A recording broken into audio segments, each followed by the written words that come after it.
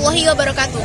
Kami dari kelas 12 IPA 1 dari SMA Negeri 1 Sape, di bawah naungan Bapak Irham, Sarjana Pendidikan Kewarganegaraan Magister Pendidikan akan melakukan kunjungan ke Asimbojo pada tanggal 29 September 2021. Untuk itu, mari kita lihat pameran-pameran di dalam.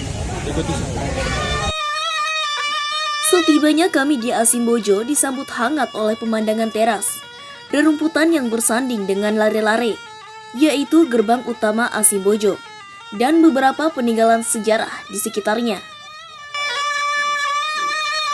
Sebelumnya kami terlebih dahulu menginjakan kaki di sayap kanan bangunan Asimbojo, yang sedang dalam proses penyelenggaraan pameran untuk memperkenalkan 3 naskah sultan yang baru saja masuk ke Asimbojo. Naskah Sultan Ismail, Surat Emas Sultan Ismail Muhammad Shah, 1817 sampai dengan 1854. Surat ini dikirimkan pada tahun 1823 untuk memperbarui kontrak perdagangan dengan Belanda. Pasca Inggris mengembalikan lagi kekuasaan di Hindia Timur. Naskah kedua, Surat Diplomasi Sultan Bima ke-9, Sultan Abdul Hamid Muhammad Shah, 1773 sampai dengan 1817, dikirimkan kepada Gubernur Jenderal Peter Gerardus van der Overstraeten di Batavia. Selanjutnya, naskah silsilah Sultan Bima, ditulis oleh seorang juru tulis istana keturunan Melayu, bernama Muhyiddin, pada era Sultan Hasanuddin Muhammad Ali Shah. Ketiga naskah tadi merupakan hasil replikasi. Namun kerajinan-kerajinan yang dipamerkan di sini merupakan hasil murni dari sentuh tangan masyarakat Bima.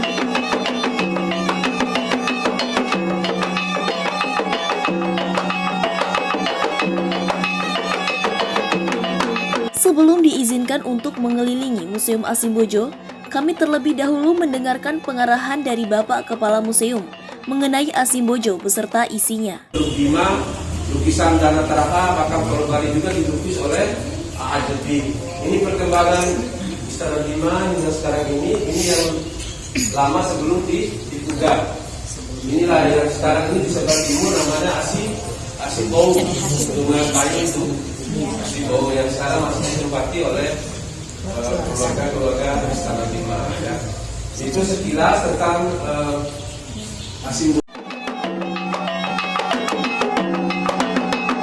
Setelah mendengar penjelasan mengenai Asimbojo, kami dibimbing untuk memasuki setiap ruangan yang ada di Asimbojo.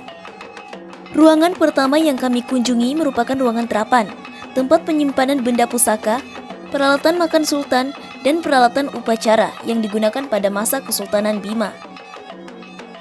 Kalau yang ini namanya pasukan kudanya raja. Kalau raja kemana-mana ya diikat di kepalanya yang pasukan kuda itu. Kalau di bawahnya dengan cambuk dan pelananya.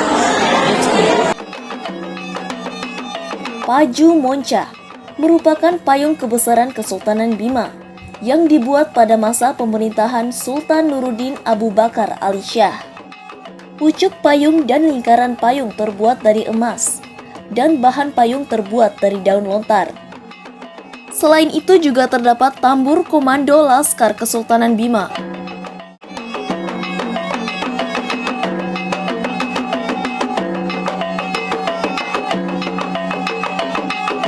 Selanjutnya kami diperlihatkan kamar tempat peristirahatan Bung Karno saat pertama kali menginjakan kaki di Bima, pasca kemerdekaan tahun 1950.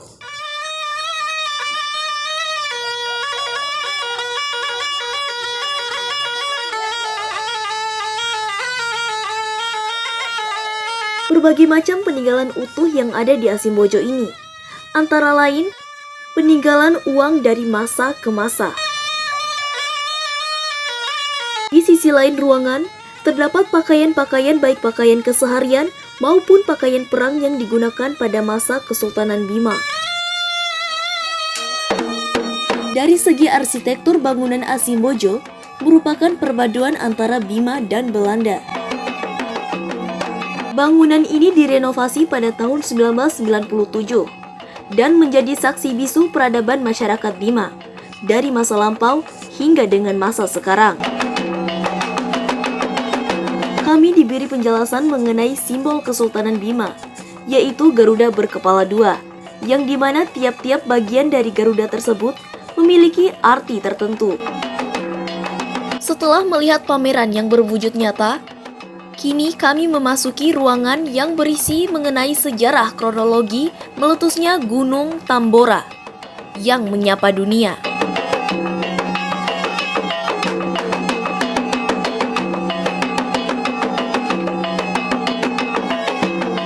Kami mendapat banyak sekali pembelajaran pada hari ini. Hanya dengan tiket masuk Rp2.000, maka kita dapat merasakan pembelajaran yang sangat efisien.